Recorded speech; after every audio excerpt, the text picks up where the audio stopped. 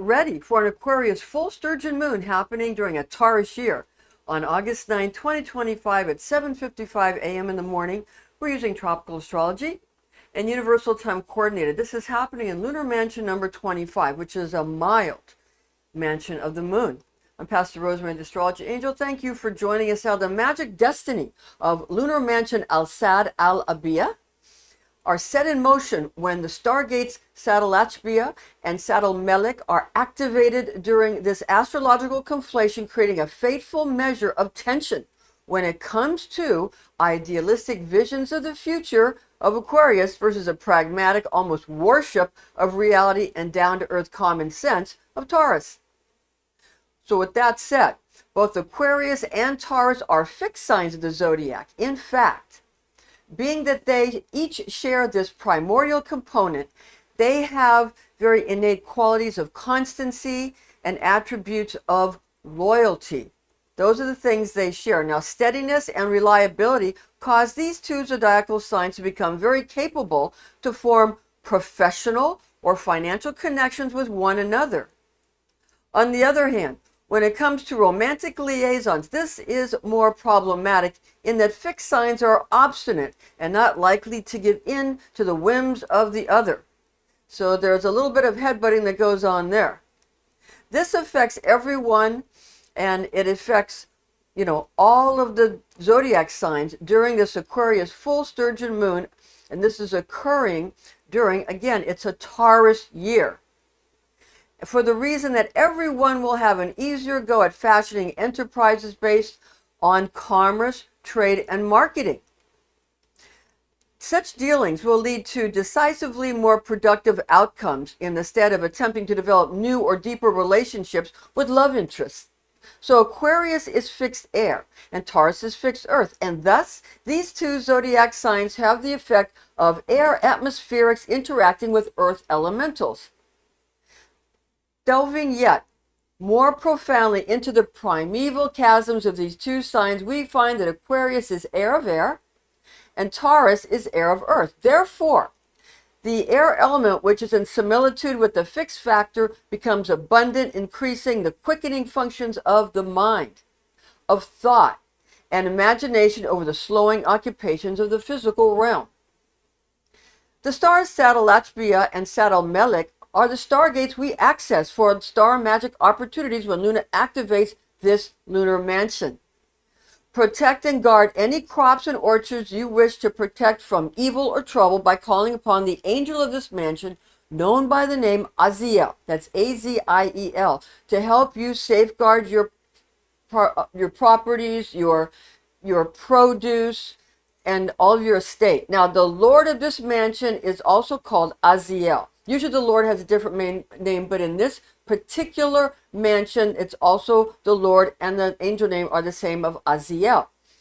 Use a picture or icon of a human embedding a plant in soil to cultivate and secure produce surplus, which helps when requesting this from Aziel. Beware images of armies taking over towns, getting retribution against adversaries and competitors, and causing harm to come to them.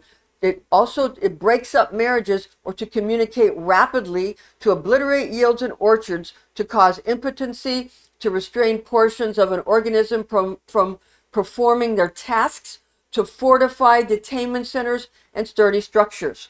So these are both good and bad attributes of Lunar Mansion number 25. Now, Agrippa reveals that for the conservation of trees, orchards, and crop yields, ancient magicians engraved into a wood sculpture the emblem of a man embedding a sapling tree or shrub into the soil, and then scenting the talisman with flora of a fig tree, and finally hung the charm on one of the trees or plants they did wish to nurture and cultivate.